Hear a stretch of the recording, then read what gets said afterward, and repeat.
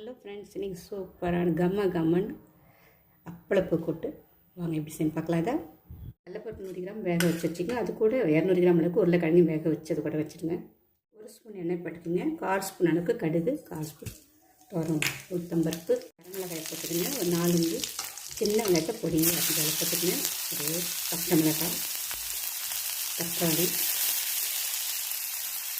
ஒரு 4 பூண்டு பல்லு, கொஞ்சம் 1/2 ஸ்பூன் அளவுக்கு ஜீரகத்தை இந்த மாதிரி நல்லா தட்டி வச்சுக்கணும். இஞ்சி கொஞ்சம் நீங்கள் பொடியாக அரிஞ்சு போட்டுக்கலாம், டேஸ்ட் நல்லா தான் இருக்கும். இப்போ வேக வச்சு கடலைப்பருப்பு கூட சேர்த்துருங்க. உப்பு போட்டுடுங்க.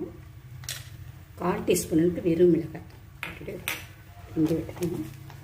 ஒரு கொதிக்கட்டும். உருளைக்கிழங்கு 2-3 அப்படி நசுக்கி விட்டு போட்டுக்கங்க. அப்பளப்பூ 2-3 நுணுக்கி இதில் போட்டுடுங்க. போட்டு ஒரு நிமிஷம் வச்சா போதும். நல்லா பொடியாக நிறைய கொத்தமல்லி போட்டுங்க. ஒரு 1/2 ஸ்பூன் அளவுக்கு நெய் போட்டுங்க. பிடிச்சிருந்தா இன்னும் சூப்பராக இருக்கும். நல்லா சுட